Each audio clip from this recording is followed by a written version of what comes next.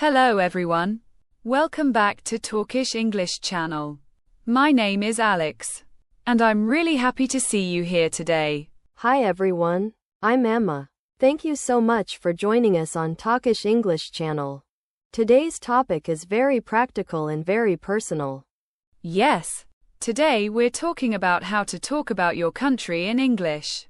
Because this is one of the first things people ask when they meet you. Exactly. Questions like, where are you from? Or, what's your country like? Come up all the time. Especially when you talk to foreigners. And many learners feel nervous because they don't know how to explain their country clearly in English. So today, we'll show you how to do it in a simple, natural, and confident way, just like real conversations. Let's start with the most basic question. Emma, if I meet you for the first time, I might ask, where are you from? Quote, I would say, I'm from Vietnam, or I come from Vietnam, and then I might add a little more detail. That's a great tip. Always add one extra sentence so the conversation can continue. Exactly.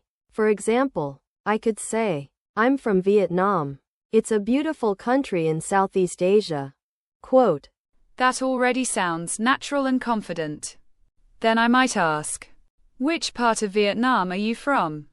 Quote, and I could say, I'm from the north of Vietnam, or I'm from a small city near Hanoi.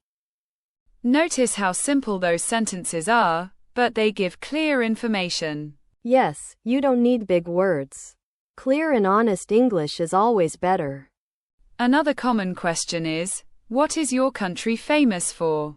Quote, I love that question because it lets you talk about food, culture, or nature.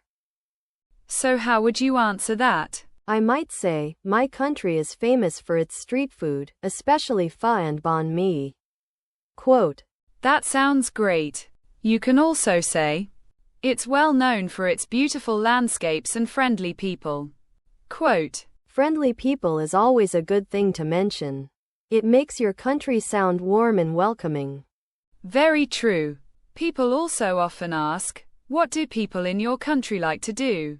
Quote, I would answer, people in my country enjoy spending time with family, eating together, and drinking coffee. Quote, that's such a nice everyday description. It feels real. Yes, talking about daily life makes your country easier to imagine.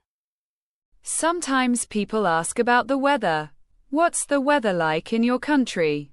Quote, I could say, it's mostly warm and humid, but we have different seasons in different regions.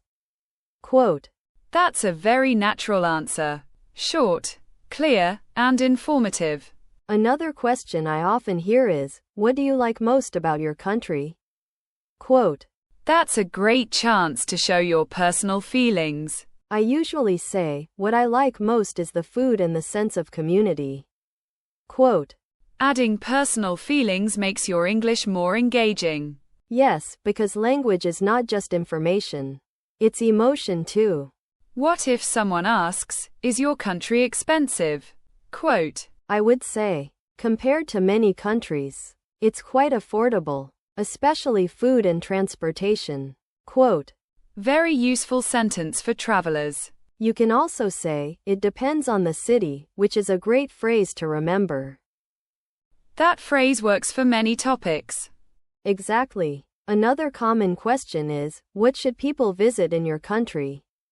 Quote, how would you answer that? I might say, they should visit the capital city, try local food, and explore the countryside.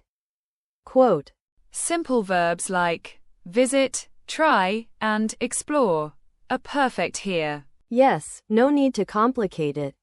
Sometimes people feel shy because they think their English isn't good enough to talk about culture. But culture can be explained with very simple sentences. For example, in my country, family is very important, or we celebrate many traditional festivals. Quote, those sentences are easy, but very meaningful. And if you forget a word, you can describe it instead of stopping. That's a powerful skill.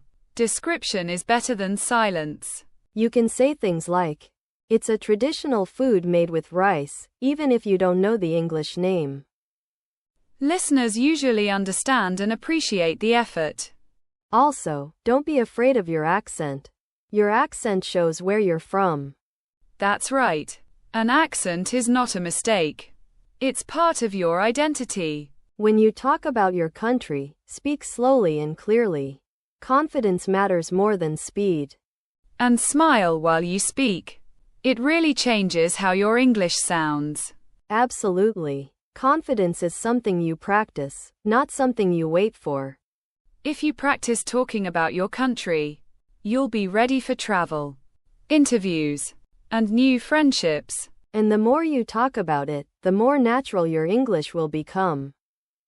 So start today. Practice a few sentences about where you're from. Talk about your city, your food, your people, and your daily life. Your country is a great topic, because you already know it well. You just need the English to share it with the world.